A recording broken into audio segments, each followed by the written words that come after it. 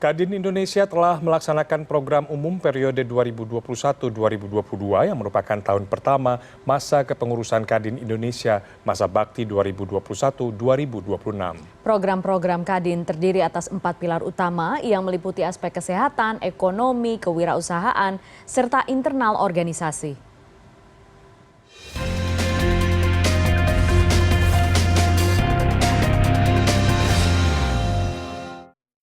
Di tahun pertama masa kepengurusan Kadin Indonesia masa bakti periode 2021 hingga 2026, Kadin Indonesia telah melaksanakan berbagai program umum yang dilandasi oleh 4 pilar utama. Apakah keempat pilar utama tersebut dan bagaimana penjabaran serta pelaksanaan keempat pilar tersebut ke dalam program-program yang disusun oleh Kadin Indonesia? Saya Frida Litwina dan kita akan mencoba menjawabnya bersama dengan Bapak Sarman Simanjorang, Wakil Ketua Umum Bidang Pengembangan Otonomi Daerah Kadin Indonesia, yang juga sekaligus sebagai Ketua Organizing Committee Rapimnas Kadin Indonesia 2022. Pak Sarman, terima kasih sudah hadir bersama CNN Indonesia. Terima kasih Mbak Frida. Pak Sarman, bagaimana penjabaran keempat pilar utama program umum organisasi Kadin 2021 hingga 2026 ini ke dalam program-program Kadin secara keseluruhannya, Pak? Pada Rapimnas tahun 2022 ada 4 pilar, ya. Bagaimana supaya ekonomi kita pulih kembali, dan ini merupakan bagian daripada komitmen Kadin untuk membantu pemerintah memulihkan ekonomi Indonesia. Nah, 4 pilar itu adalah pertama penguatan kesehatan. Nah, kita lihat bahwa Kadin secara aktif ya membantu pemerintah bagaimana agar masyarakat kita ini cepat divaksinasi. Jadi hampir seluruh potensi dunia usaha terlibat secara langsung, ya, dan hampir seluruh Indonesia Kadin memberikan bantuan, sehingga dengan vaksinasi itu kita harapkan bahwa pemerintah akan memperlonggar berbagai pembatasan-pembatasan yang dilakukan selama ini, sehingga ekonomi kita mulai bergerak kembali. Yang kedua ada pemberdayaan ekonomi daerah. Nah, tentu memang kita tahu bahwa ketika COVID ini melanda kita, bahwa hampir seluruh anggaran pemerintah daerah itu, pemerintah pusat juga dianggarkan untuk direfocusing untuk menangani COVID. Tentu ekonomi daerah juga sangat terpuruk dalam hal ini. Nah, tentu Kadin bagaimana mengangkat daripada ekonomi daerah. Nah, di sini kita tingkatkan kerjasama perdagangan antar daerah, kemudian juga bagaimana penguatan ekonomi lokal melalui potensi-potensi ekonomi daerah yang ada, kemudian juga produk-produk unggulan yang ada. Nah, dan seiring dengan waktu berjalan kita lihat bahwa ekonomi daerah juga sudah mulai pulih kembali, dan itu memberikan kontribusi terhadap perekonomian nasional. Kemudian pilar yang ketiga adalah pengembangan kewirausahaan dan kompetensi. Nah, kita tahu bahwa ketika COVID terjadi, angka pengangguran juga sangat-sangat tinggi. Karena apa? Karena memang pengusaha tidak ada lagi cara yang lain lagi. Ya, cash flow-nya sudah sangat tertekan sekali, omsetnya sangat menurun, operasional sangat dibatasi, tidak ada pilihan. Banyak yang melakukan rasionalisasi, pengurangan karyawan sampai dengan PHK. Nah, disinilah Kadin juga bagaimana supaya anak-anak muda kita ya yang sudah di PHK ini mencoba melakukan kreativitas, bagaimana supaya mereka menjadi pelaku-pelaku usaha baru.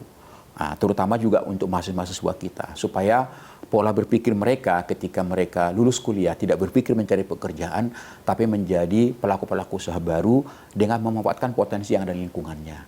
Nah, terutama juga masalah kompetensi. Kita tahu bahwa hampir 90% tenaga kerja kita ini kan hanya adalah tamatan daripada sekolah menengah.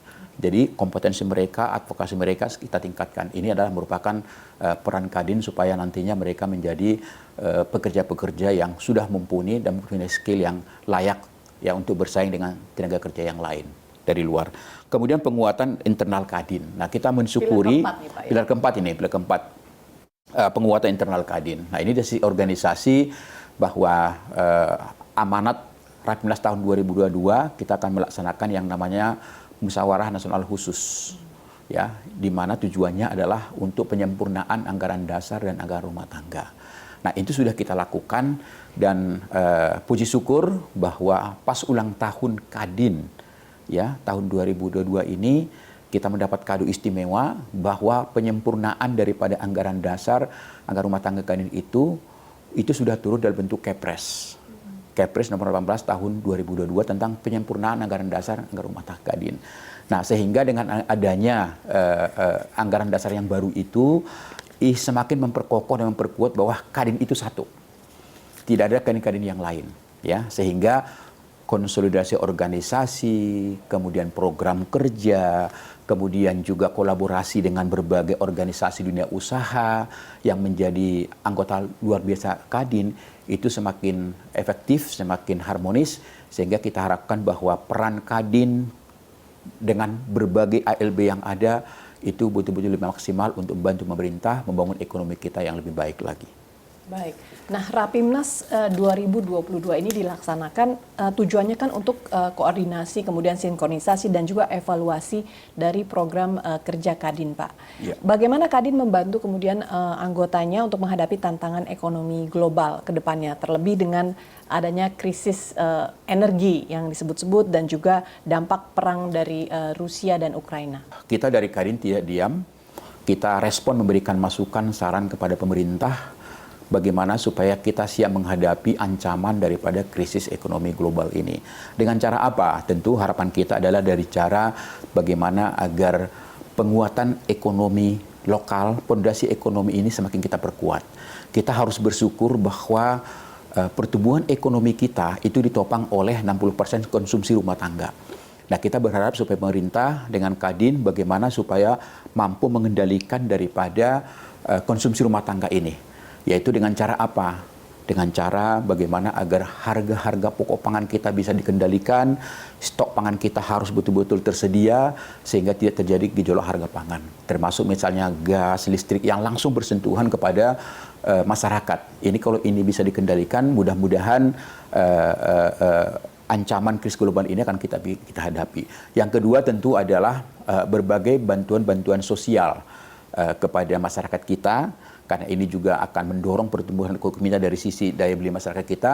Harapan kita juga pemerintah bisa memberikan tepat waktu dan tepat sasaran dalam hal ini. Nah, kemudian paling penting adalah kita dari Kadin sangat merespon ya apa yang menjadi kebijakan Bapak Presiden, di mana agar berbagai belanja pemerintah pusat, BUMN, pemerintah daerah, provinsi, kabupaten, kota, itu lebih mengutamakan membelanjakan produk dalam negeri, terutama produk-produk UKM, produk-produk yang ada di daerah. Nah, itu hampir 1.000 triliun. Dari Kadin sudah merespon dengan baik, dan nanti pada saat Rapimnas, pembukaan Rapimnas, kita akan ada MOU dengan LKPP. Ya, LKPP. Jadi supaya nanti berbagai produk-produk unggulan daerah itu masuk kepada e-katalog. Nah, Pak Sarman, Kadin ini adalah mitra sejajar dari pemerintah. Nah, dalam Rapimnas, apa fungsi dan peran Rapimnas ini sendiri dalam mengintegrasikan program-program Kadin dengan kebijakan pemerintah? Kita akan terus menjadi mitra strategis pemerintah.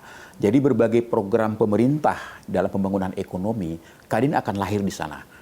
Kadin akan hadir di sana untuk memberikan masukan, saran, dan pandangan, ya, sehingga kita harapkan bahwa nanti pemerintah, ya, apalagi kita menghadapi ancaman krisis ekonomi global ini, berbagai kebijakan-kebijakan itu adalah kebijakan-kebijakan yang pro bisnis dan pro dunia usaha. Ya, bagaimana agar dunia usaha kita ini tentu diberikan keleluasaan, ya, dengan kebijakan-kebijakan yang tidak menghambat pengembangan dunia usaha. Itu yang pertama. Tentu yang kedua, harapan kita juga adalah bagaimana agar berbagai stimulus, relaksasi, keringanan-keringanan yang selama ini diberikan pada saat pandemi itu kami harapkan juga akan tetap dilanjutkan. Ya, karena dengan ancaman krisis ekonomi ini, beban pengusaha itu cukup besar dalam hal ini. Nah, tentu kita berharap dengan berbagai bantuan dan stimulus dari pemerintah ini, kita harapkan juga dunia usaha kita akan mampu bertahan sehingga meminimalisir terjadinya yang namanya PHK dalam hal ini. Nah, Pak Sarman, saya kutip nih tema Rapimnas tahun ini ya Pak ya, Kadin kuat, UMKM kuat, ekonomi daerah dan nasional kuat, Indonesia maju. Nah, dari tema tersebut apa yang akan dicapai oleh Kadin dari Rapimnas? Ya, tentu dari tema itu memang kelihatan ya kolaborasi antara Kadin, pemerintah daerah misalnya, terutama adalah bagaimana kita mampu mendorong UMKM kita ini lebih kuat.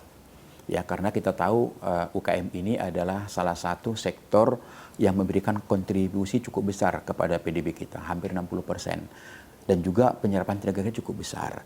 Nah, sehingga kita harapkan bagaimana pembinaan, pemberdayaan UKM kita ke depan ini akan lebih diperkuat lagi.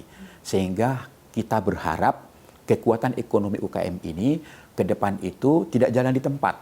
Jadi sesuai dengan harapannya Pak Presiden, supaya UKM kita ini naik kelas. Dari mikro ke kecil, dari kecil ke menengah, syukur-syukur bisa menjadi besar dalam hal ini. Baik, Pak Sarman, terima kasih sekali lagi atas waktunya bersama CNN Indonesia, dan mudah-mudahan kita doakan bersama apa yang ingin dicapai dalam Rapimnas 2022 oleh Kadin, oleh pemerintah, dan juga seluruh masyarakat Indonesia dapat tercapai dengan baik. Terima kasih, Mbak. Demikianlah bincang-bincang saya dengan Sarman Simanjorang, Wakil Ketua Umum Bidang Pengembangan Otonomi Daerah Kadin Indonesia, yang juga sekaligus sebagai Ketua Organizing Committee Rapimnas Kadin Indonesia 2022. Semoga bermanfaat bagi Anda. Saya undur diri, terima kasih.